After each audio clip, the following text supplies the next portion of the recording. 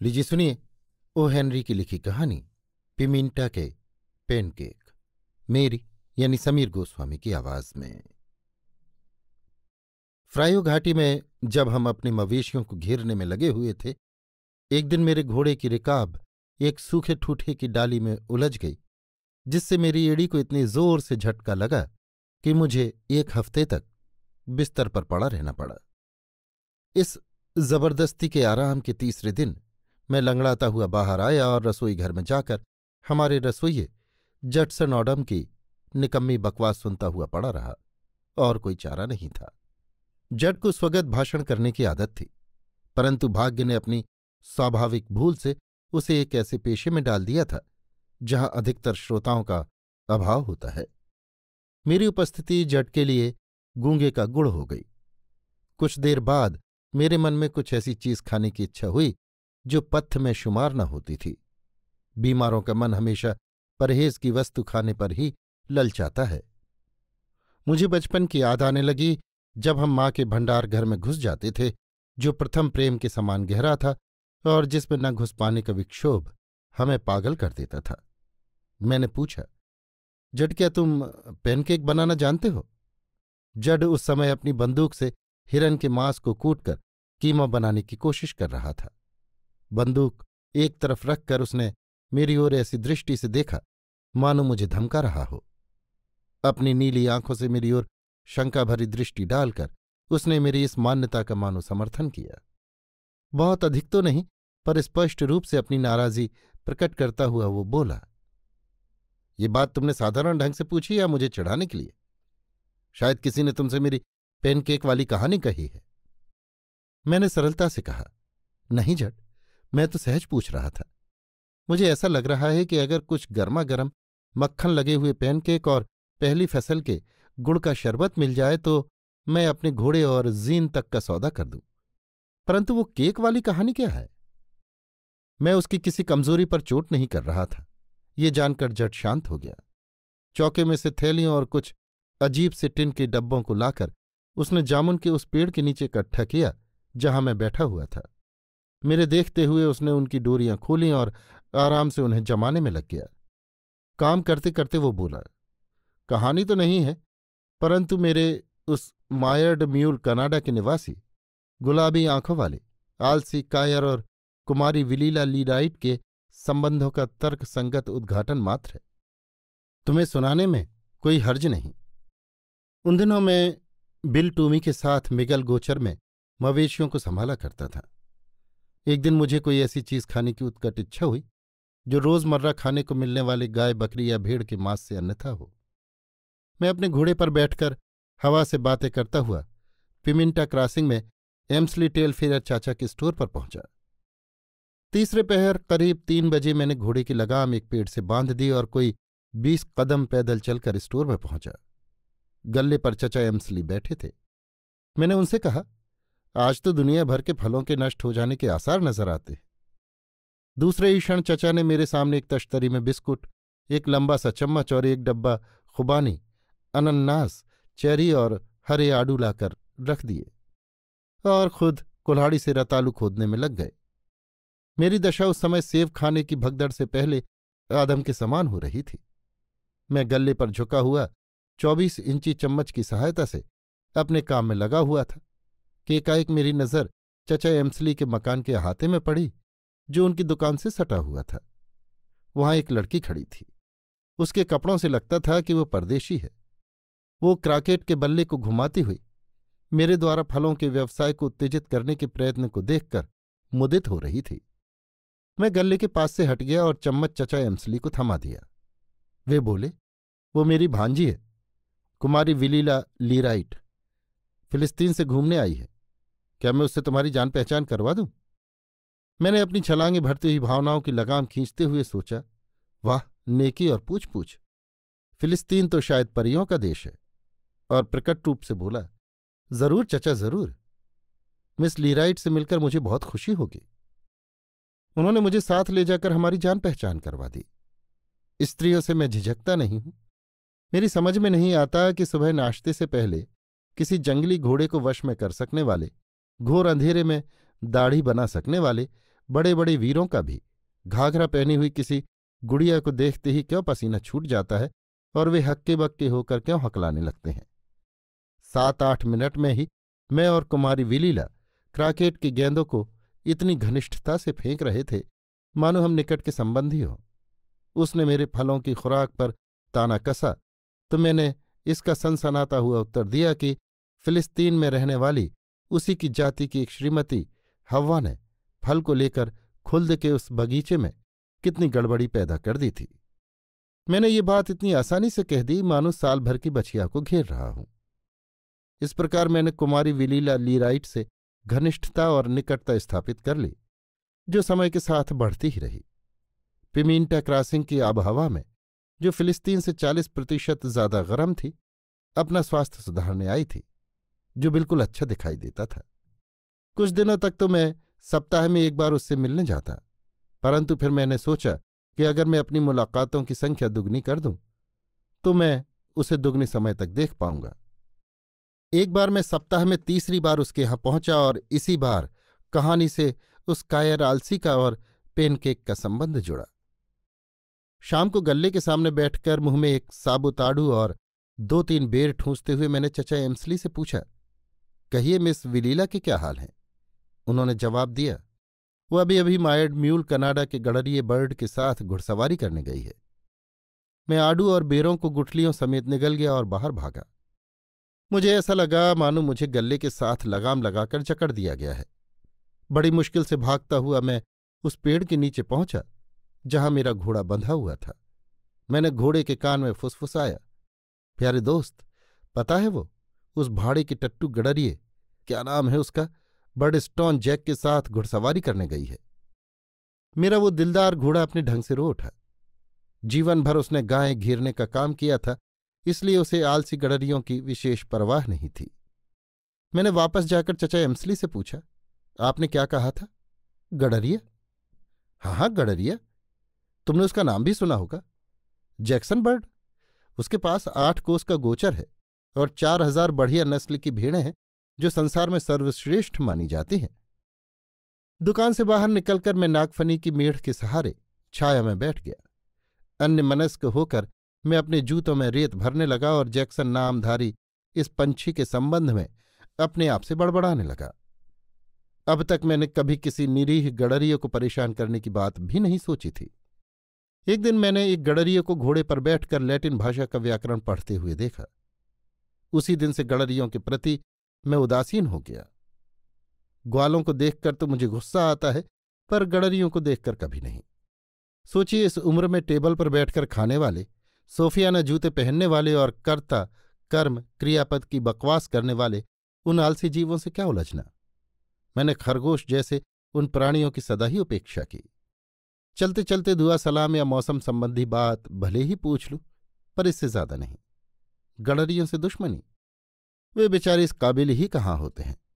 और चूंकि मैं उदार हूं और उन्हें अब तक जीवित रहने दिया, उसका आज ये बदला मिला कि मिस विलीला लीराइट के साथ उन्हीं में से एक घुड़सवारी करने चला गया।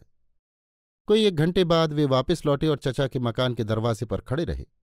गडरिये ने उसकी घोड़े से उतरने में मदद की और कुछ देर तक हंसी घुस्सी गपशप करते रहे। फिर वो पंछी घोड़े की जीन पर उछला, अपना हंडानुमा टोप उठाया और अपने गोचर की दिशा में उड़ गया। तब तक मैं अपने जूतों से रेत निकालकर नागफनी के कांटों से अपने कपड़ों को छुड़ा चुका था। वो पिमीन्टा से आधी मील दूर पहुंचा होगा कि मैंने उसे जा घेरा। पहले मैं कह चुका हूं कि उसकी आंखें गुलाबी थीं, पर बात ऐसी नहीं थी। उसकी दृष्टि का फाटक तो भूरा ही था, परंतु पलकें गुलाबी थीं और बाल मटमैले, इसलिए ऐसा आभास होता था। गडरिया? अजी वो तो उससे भी गया बीता था। गले में पीला रूमाल लपेटे और जूते की डोरी करीने से बांधे एक तुच्छ सा आदमी। मैंने कहा, नमस्कार, आपके साथी घुड़सवार का नाम जटसन है। बंदे को तीरंदाज भी कहते हैं, क्योंकि मेरा निशाना कभी खाली नहीं जाता। जहां मैं किसी अजनबी से मिलता हूं तो मुठभेड़ से पहले ही अपना परिचय देता हूं, क्योंकि मैं उसके मरने के बाद उसके भूत से हाथ मिलाना पसंद नहीं करता। वो बोला, मिस्टर जटसन, आपसे मिलकर बड़ी खुशी हुई। मेरा नाम जैक्सन बर्ड है और मैं मायर्ड म्यूल के गोचर में रहता हूं। उसी समय मैंने एक आंख से एक बाज को अपनी चोंच में बड़ी मकड़ी दबाए हुए उड़ता देखा और दूसरी आंख से देखा एक गिद्ध को देवदार के पेड़ पर मांस का टुकड़ा चचोड़ते। मैंने सिर्फ उसे दिखाने के लिए अपनी बंदूक से एक के बाद एक को मार गिराया और बोला, 3 में से 2 तो खत्म हुए। मैं जहां भी जाता हूं पंछियों को देखकर मेरी बंदूक काबू में नहीं रहती। बिना परेशानी दिखाए गडरिया बोला, वाह, निशाना तो बढ़िया है, पर कभी कभी तीसरा निशाना आप चूक जाते होंगे। पिछले हफ्ते जो बारिश पड़ी थी वो घास के लिए बहुत अच्छी है। क्यों? विली, घोड़े की तरफ बढ़ते हुए मैंने कहा, तुम्हारे नाखुश माता पिता ने तुम्हें जैक्सन नाम से बदनाम किया होगा, लेकिन तुम निश्चित ही चहचहाती विली पर पिघल गए हो। आओ, हम यहां बारिश का विश्लेषण करने से बाहर निकले और वो बातें करें जो तोते की शब्दावली से बाहर हैं। ये तुम्हारी गलत आदत है कि तुम पिमिंटा की युवतियों के साथ घुड़सवारी करते हो। मैं जानता हूं, मैंने कहा। पक्षियों को इससे भी कम समय के लिए टोस्ट पर परोसा जाता है। मिस विली कभी नहीं चाहती कि भीड़ की ऊन से बने किसी भी घोंसले को पक्षी विज्ञान की किसी जैक्सोनियन शाखा के एक पक्षी द्वारा बनाया जाए। अब क्या आप ये सब छोड़ रहे हैं, या आप मेरे नाम के लिए इस मृत नैतिक निश्चितता लगाव के खिलाफ सरपट दौड़ना चाहते हैं, जो अंतिम संस्कार के लिए 2 कंधों और एक ताबूत के लिए अच्छा है? जैक्सन बर्ड कुछ आगे बढ़ा और हंसा। क्यों मिस्टर जैक्सन? उसने कहा, आप गलत सोच रहे हैं। मैंने मिस लीराइट को कई बार बुलाया है, लेकिन उस उद्देश्य के लिए नहीं जिसकी आप कल्पना करते हैं। मेरा उद्देश्य विशुद्ध रूप से पाक कला से संबंधित है। मैं अपनी बंदूक की तरफ बढ़ा। कोई भेड़िया, मैंने कहा, जो बेईमानी का दावा करेगा। 1 मिनट रुको, बर्ड ने कहा, मैं समझाता हूं। मैं एक पत्नी के साथ क्या करूंगा? अगर तुमने कभी उस खेत को देखा है, मैं अपना खाना खुद बनाता हूं और उसका इंतजाम भी करता हूं। खाना, बस यही सब कुछ है जिससे मुझे भेड़ों को पालने में खुशी मिलती है। मिस्टर जैक्सन, क्या आपने उस पैनकेक का कभी स्वाद लिया है जो मिस लीराइट बनाती है? मैंने नहीं। मैंने उससे कहा, मुझे कभी नहीं बताया गया कि वो पाक कला भी जानती है। वो सूरज जैसे चमकते हैं, उसने कहा। एपिक्यूरस की दिव्य आग में शहद जैसे भूरे रंग से पके। मैंने अपने जीवन के 2 साल वो पैनकेक बनाने वाली विधि प्राप्त करने में लगा दिए। इसी कारण मैं मिस लीराइट से मिलता था। जैक्सन बर्ड ने कहा, लेकिन मैं उससे इसे प्राप्त न कर सका। ये एक बहुत पुरानी विधि है जो उस परिवार में 75 वर्षों से है। ये नुस्खा वो पीढ़ी दर पीढ़ी आगे बढ़ाते आ रहे हैं, लेकिन इसे उन्होंने अपने परिवार से बाहर नहीं जाने दिया। अगर वो नुस्खा मुझे मिल जाए तो वो पैनकेक अपने हाथों से गोचर के निर्जन में मैं बना लूं, बस जीवन सुखी हो जाए। बर्ड ने कहा। मैंने उससे पूछा, क्या मैं विश्वास करूं कि केक बनाने वाले हाथों पर तुम्हारी नजर नहीं है? जैक्सन ने कहा, बेशक। वैसे तो मिस लीराइट बहुत ही अच्छी लड़की है, मगर मैं आपको आश्वस्त कर दूं कि मेरा इरादा इस पाक कला के आगे जाने का नहीं है। मेरा हाथ बंदूक की तरफ जाता हुआ देखकर उसने इन शब्दों को चबा लिया और बोला, मैं तो सिर्फ केक बनाने की पाक विधि जानना चाहता हूं। ईमानदारी के नाते मैंने उससे कहा, तुम उतने बुरे तो नहीं लगते। मैं तो सोच रहा था कि तुम्हारी भेड़ें लावारिस हो जाएंगी, परंतु जाओ, इस बार तुम्हें माफ किया। लेकिन ध्यान रहे, केक के सिवाय और कुछ मत कर बैठना। अपनी नजर आटे चीनी तक ही रखना, वरना तुम्हारे घर पर मरसिए पढ़े जाएंगे और तुम सुन भी नहीं सकोगे। गडरिया बोला, मेरी सच्चाई का तुम्हें विश्वास दिलाने के लिए मैं चाहूंगा कि तुम मेरी मदद करो। देखो, तुम मिस लीराइट के घनिष्ठ मित्र हो सकता है कि जो काम वो मेरे लिए ना करे वो तुम्हारे लिए कर दे। केक की पाक विधि उनसे लिखवा कर तुम यदि मुझे दे दो तो मैं वादा करता हूं कि दोबारा उससे फिर कभी नहीं मिलूंगा।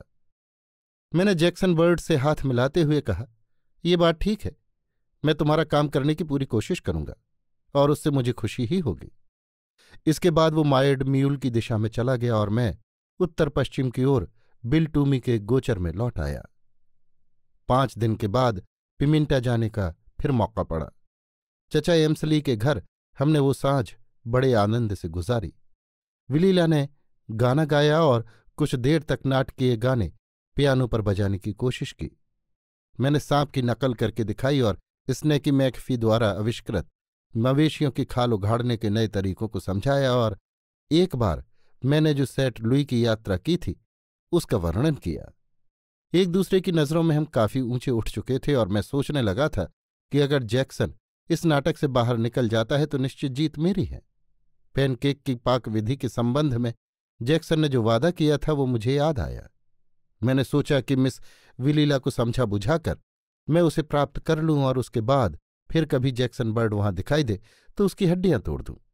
इसलिए करीब 10 बजे मैंने अपने चेहरे पर चापलूसी की मुस्कुराहट लाते हुए मिस विलीला से कहा, सुनो, हरे भरे मैदान में चरते हुए किसी लाल घोड़े से भी अधिक अगर मुझे कोई चीज प्रिय है तो वो है गर्मा गर्म रस टपकते पैनकेक।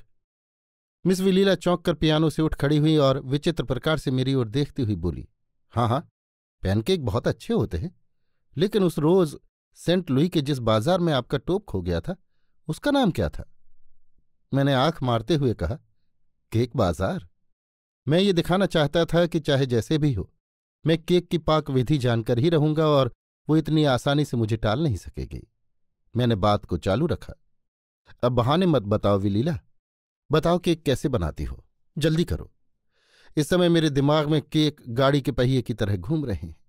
शुरू करो, देखें, 1 सेर आटा, 8 दर्जन अंडे, वस्तुओं की सूची में और क्या क्या लिखूं?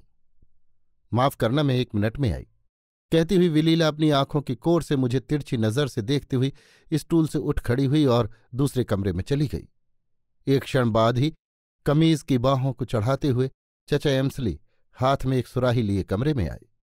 गिलास लेने को वे मुड़े तो मैंने देखा कि उनकी कमर पर एक भारी बंदूक लटक रही थी। मैंने सोचा, ताज्जुब है, इस खानदान में तो खाना बनाने की विधियों को भी बहुत संभाल कर रखा जाता है, इतनी भारी बंदूक से उनकी रक्षा की जाती है। खानदानी दुश्मनी का फैसला करने के लिए भी लोग इतना भारी हथियार नहीं रखते। पानी का एक गिलास मुझे देते हुए चचा एम्सली बोले, इसे पियो जड, आज बहुत दूर तक तुमने घुड़सवारी की है और तुम कुछ ज्यादा उत्तेजित हो गए हो। ठंडा पानी पियो और किसी दूसरी चीज के संबंध में सोचने की कोशिश करो।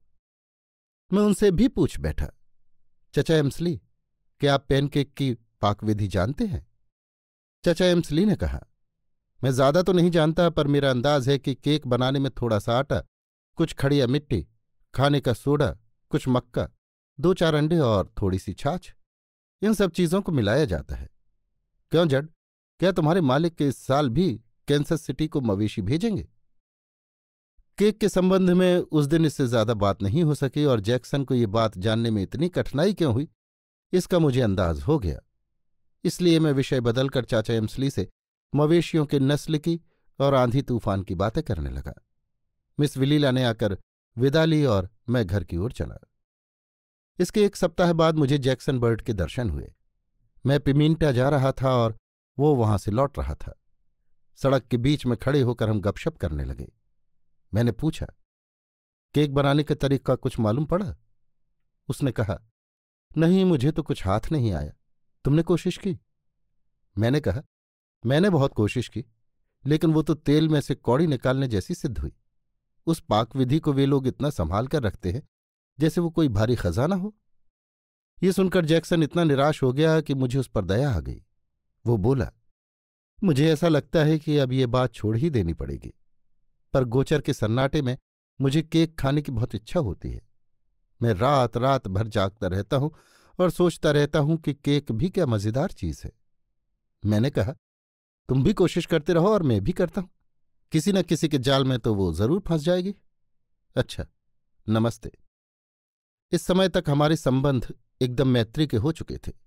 जब से मुझे ये विश्वास हो गया कि उसकी नज़र मिस विलीला पर नहीं है, मैं उस आलसी गडरिये के प्रति काफी सहिष्णु हो गया था।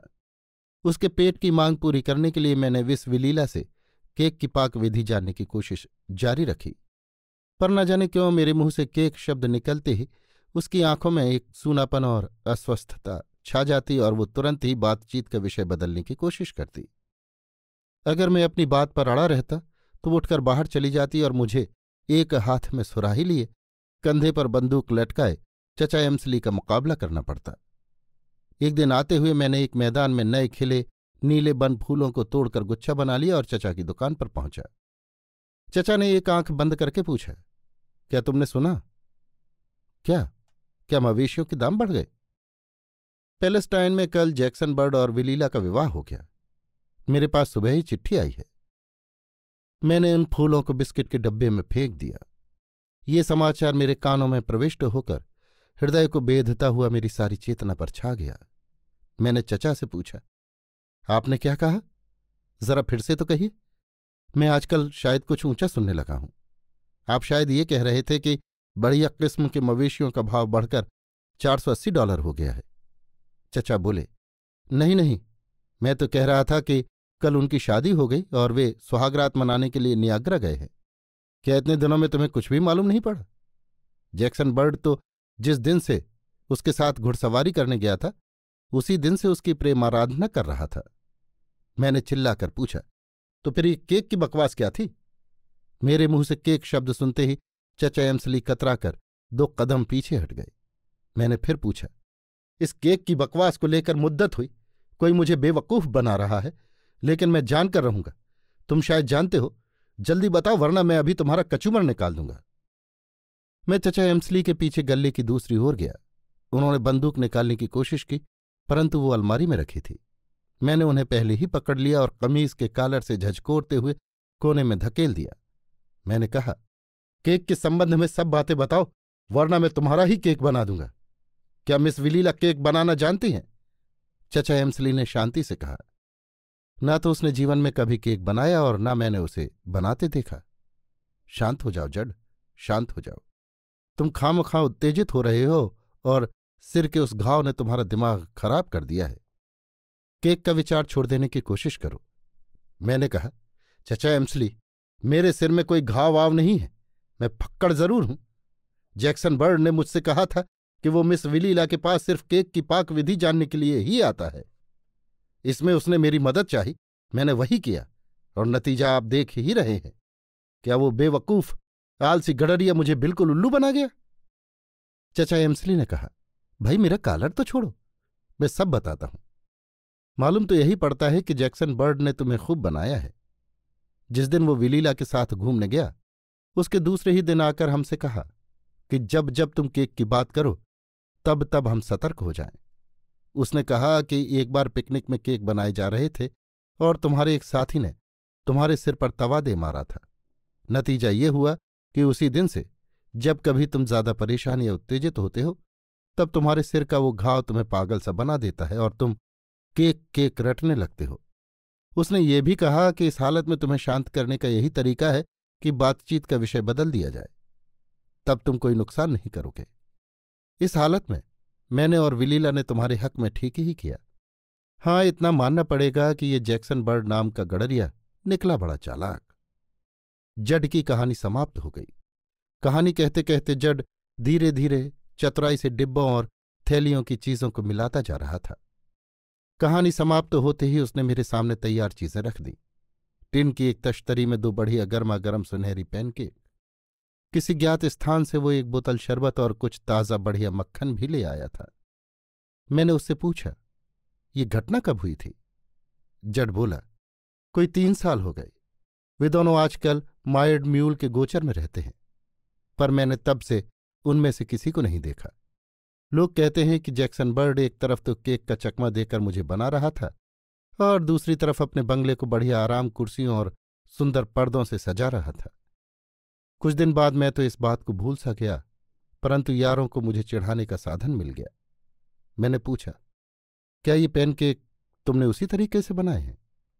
जड बोला, मैंने कहा ना, पैनकेक की पाकविधि नाम की कोई चीज थी ही नहीं। लोगों ने तो तमाशा बना दिया, मुझे देखते ही केक केक चिल्लाने लगते, यहां तक कि उन्हें केक खाने की ख्वाहिश भी होने लगी।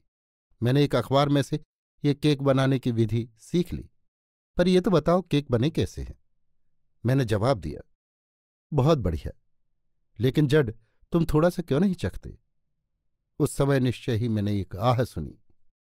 जड बोला, मैं पैनकेक कभी नहीं खाता। अभी आप सुन रहे थे ओ हेनरी की लिखी कहानी पिमिंटा के पैनकेक, मेरी यानी समीर गोस्वामी की आवाज में।